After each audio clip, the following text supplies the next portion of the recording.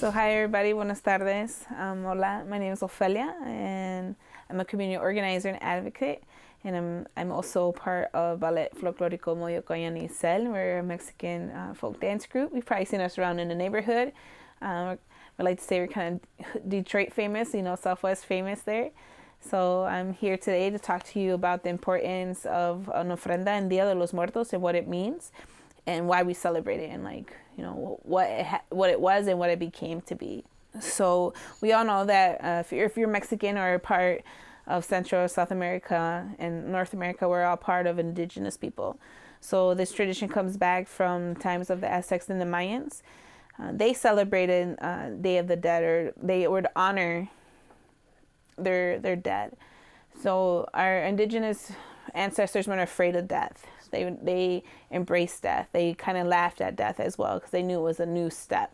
So during the first harvest moon, which is usually at the end of August, they would honor and celebrate their warriors who have passed in wars, mothers who have passed during childbirth, and children as well who had left before their time. Once the Spanish conquest, once the Spanish had conquered and brought their Christianity and Catholic views and beliefs, they moved Dia de los Muertos, Day of honoring, to combine with All Saints Day and All Souls Day, which is November 1st and 2nd. This is why nowadays we celebrate it during that time. So it's not Mexican Halloween. It is right after Halloween, but it's not Mexican Halloween. It's a day of honoring and celebrating our loved ones who have passed before us. If you have loved ones and you want to remember them and honor them, this is a great way to do it. So I'm going to talk about a little bit of what's on the ofrenda and what they mean, and so what you should have for your ofrenda if you like to have one. So on my first level, my ofrenda on the floor here, I have, we want to have a representation of a dog. So el Cholo Escuincle is el perro de Mexico. It's like Mexico's traditional dog. And the Aztecs and the Mayans believe that this dog would bring their ancestors from the underworld to the living world, so that they could visit their families. So I also have representation of marigold petals, which is to lead a way. So on your ofrenda, you're going to want to have this to lead the path to your ofrenda. Here I am burning some sage. You can have copal as well. Copal is to clean the air, the bad vibes or any bad spirits that might be around, to purify the area. Also, on a lot of ofrendas, they might have food or drink. I don't have at the moment, but if you knew what your grandfather's favorite thing to eat was, or what their favorite drink, you would also put that in ofrenda. I have an empty bottle of tequila that represents a bottle that I had drank when one of my friends had passed away. I personally don't put alcohol on my ofrendas. Two of my people who are on my ofrenda were killed due to drunk driving. So those are just like little personal things. It depends on how you feel with your ofrenda too, right? So that's what I have on my first level. So here on my second level, we have photos and candles. And then here I have 3 sugar skulls that represent the Holy Trinity.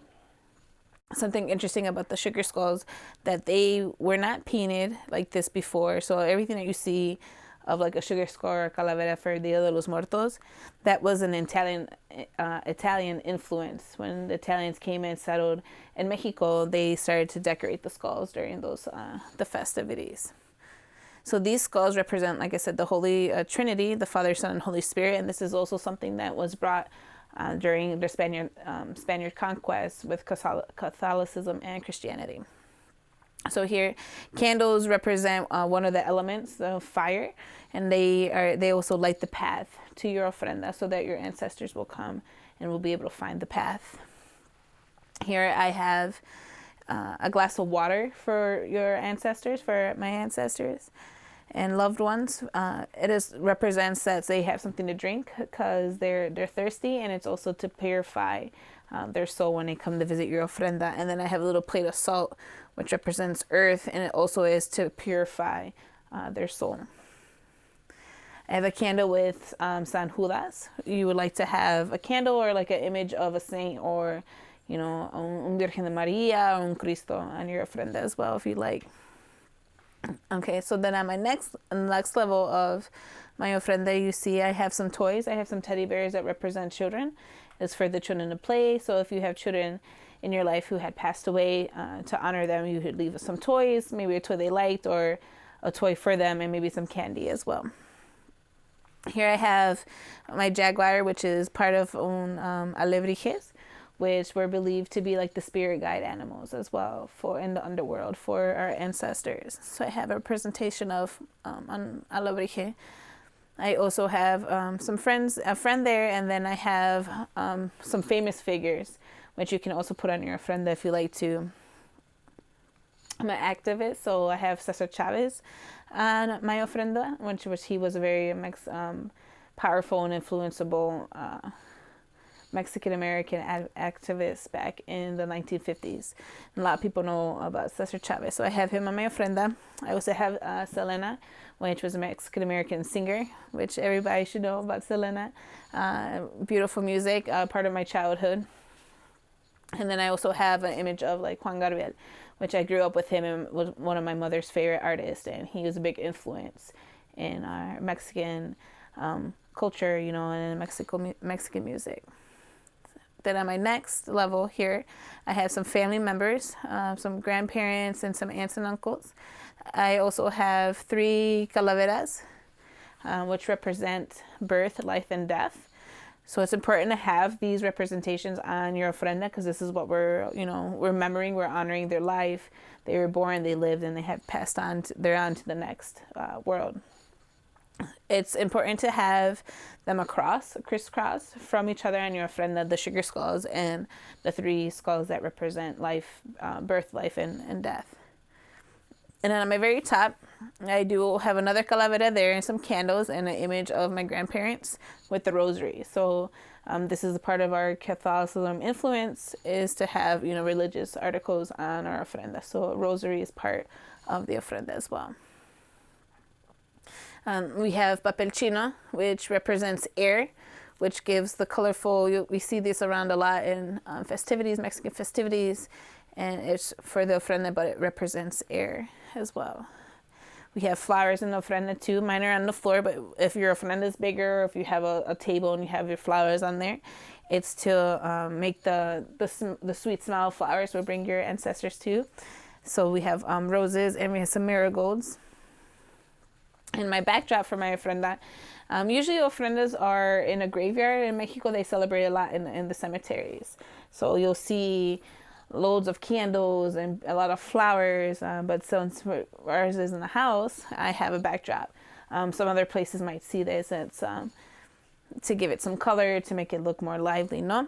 But the interesting things about the colors for Dia de los Muertos on my backdrop, the colors yellow, purple, and orange have a meaning as well. So if you see a lot of this color represented during Dia de los Muertos, so yellow represents life, purple represents death, and orange represents them both crossing each other. So that's why I like my backdrop as well. And we also have marigolds on the backdrop. And at the very top, for here, because I have my Virgencita Noa, an image of, the Virgin Mary or un Cristo or one of your saints, preferably. And like I said, that's another thing that was influenced from the Spanish conquest with Catholicism and with Christianity. So in a nutshell, because we are mixed and we have a lot of influences, this is not nowadays Dia de los Muertos, un altar. So it's a mix of our indigenous roots and beliefs, and then with our Spanish and Catholic and Christian influence to our ofrenda. So this is my ofrenda. You can make an ofrenda at home. Dia de los Muertos is November 1st and 2nd. You can make it prior. A lot of people sometimes have their ofrenda in a space all year round. So it's something also if you want to have, remember, our loved ones all year round, not just one day, but it's believed that and during these days, they're allowed to come from the underworld to come visit the living family. So this is why we celebrate it more in November 1st and 2nd. So yeah, so this is my ofrenda. Hope you enjoyed it. And hopefully you'll be able to represent or, make your own ofrenda to honor your past loved ones and friends and people who have inspired you. So